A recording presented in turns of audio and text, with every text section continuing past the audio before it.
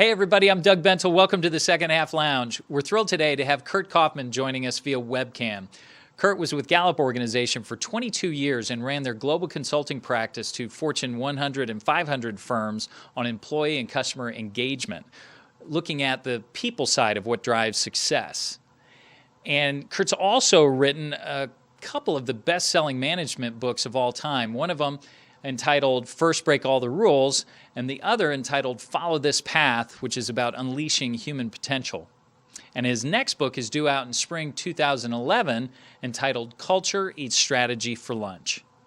And today's episode fits perfect with our focus from a couple of weeks ago on passion. I'd love to start off by asking you how you got involved with Gallup and this whole area of driving people or what drives people and their success. Well, my background, my training is as a clinical psychologist, and I did not practice clinical psychology, but for a few years, 2 or 3 years, specifically working in a inpatient treatment program. Testing and diagnosing what's wrong with people. And it became very, very dissatisfying for me very quickly to only focus on what people needed to overcome, what people needed to change. And I became increasingly interested in what it is that makes people healthy. What is it that creates great mental health, emotional health, spiritual health, what creates great families, great workplaces. And with the Gallup organization, Dr. George Gallup was a clinical psychologist as well from the University of Iowa, and had started this organization called the Gallup Organization, which I think we've all been familiar with. And his goal was to involve people into the decision-making process who were going to be affected by decisions. But he also had a partner by the name of Dr. Don Clifton, who had left the area of psychology for the very similar reasons that I had. And his focus was on studying what's right with people. And that's still, believe it or not, even though that was almost 30 years ago, if not a few years more, that today we still see that about 4,500 books a year are published on psychopathology. And about 4 or 5 books a year are studied on success. And studying, giving people words to describe their success. Now, one of the things that I found in my research is that we can all, in isolation, attempt to try to understand our strengths and passions and what we want to do, but we will fail miserably.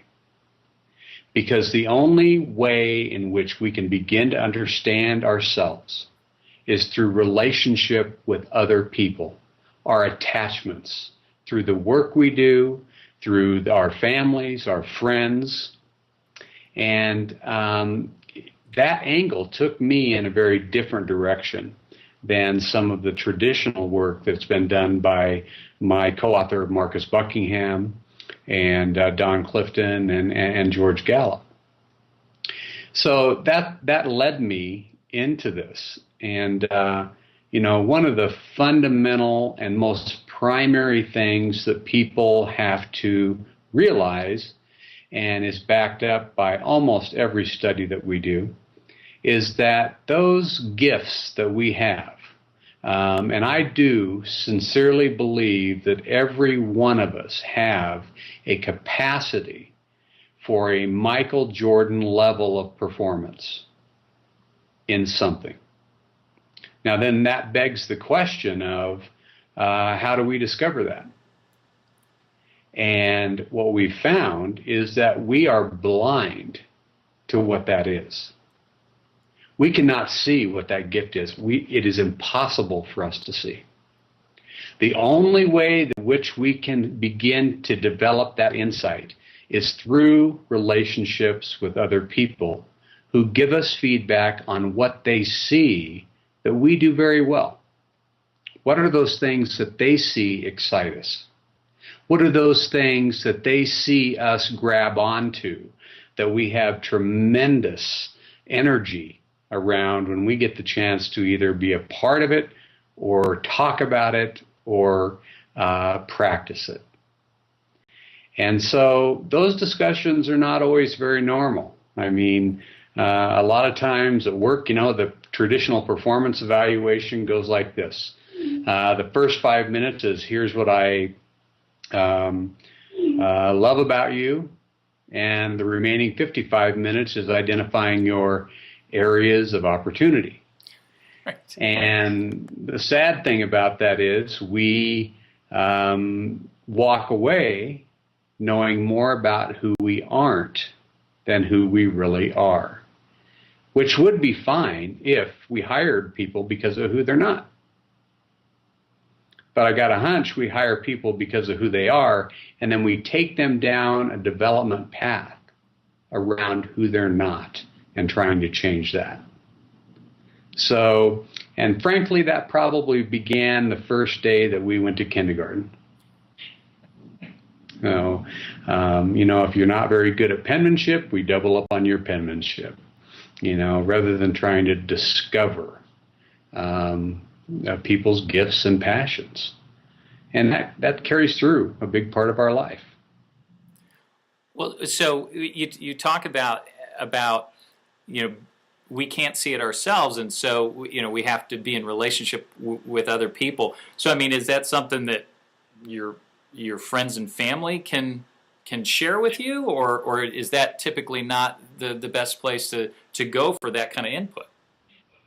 Well, I think that having that level of relationship and attachment to other people, and the changing the dialogue about what you need from those friends. We oftentimes tell people, be brutally honest with me. Give me your, feedback. Well, we've all been given feedback that didn't feel very good. Right. And sometimes the other person goes, well, I'm just too honest. Okay, that's crap. Okay, there is no such thing as being too honest. But there is such thing as being honest without being kind. And being able to actually help people real time. And we're not sitting down and saying, okay, tell me what we've known each other for 12 years. What do you see that I really do well? They're not going to be able to tell you. Mm. But if they see something as it exists, immediate, something they can describe, that gives us a tremendous glimpse into who we are. And, it's no wonder that people want to retire, go away from work, because it's just a dynamic of trying to put in what was left out versus trying to draw out what was left in. And I think that's really what we hunger for.